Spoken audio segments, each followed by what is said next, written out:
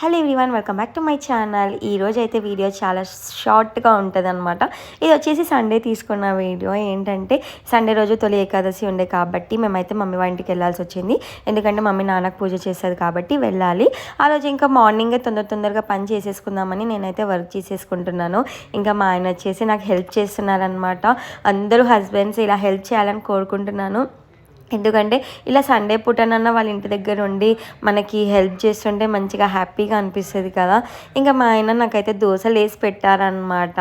ఎంత నీట్గా వేస్తారంటే చెయ్యి కొంచెం కూడా గలీజ్ కాకుండా నీట్గా దోశలు అయితే వేస్తారనమాట. ఇంకా ఆయన కొన్ని వేసేసిన తర్వాత నేను కూడా వేసేసాను.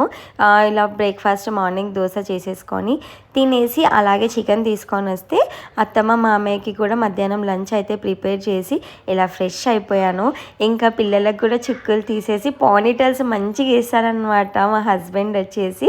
ఇంకా చుక్కలు తీసేసిన తర్వాత నేనే వేసేసాను అనుకోండి జడ అయితే. ఇంకా ఫ్రెష్ అయిపోయి మమ్మీ వాళ్ళ ఇంటికి అయితే వెళ్ళిపోయాము. ఇంకా పూజ అవన్నీ మొత్తం కంప్లీట్ అయిపోయిన తర్వాత మమ్మీ లంచ్కి అయితే మా కోసం ఇవన్నీ స్పెషల్స్ అనమాట.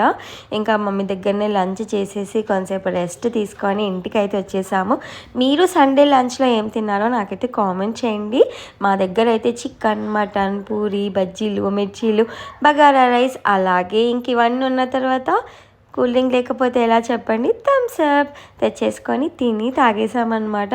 మా మమ్మీ మిర్చీలు చేసింది వితౌట్ సోడా చేసింది. అయినా ఎంత ఫ్లఫీగా వచ్చాయి కదా, చాలా టేస్టీగా కూడా ఉన్నాయి. అలాగే ఈ వీడియో మీకు నచ్చినట్టయితే ఒక లైక్ చేసేయండి.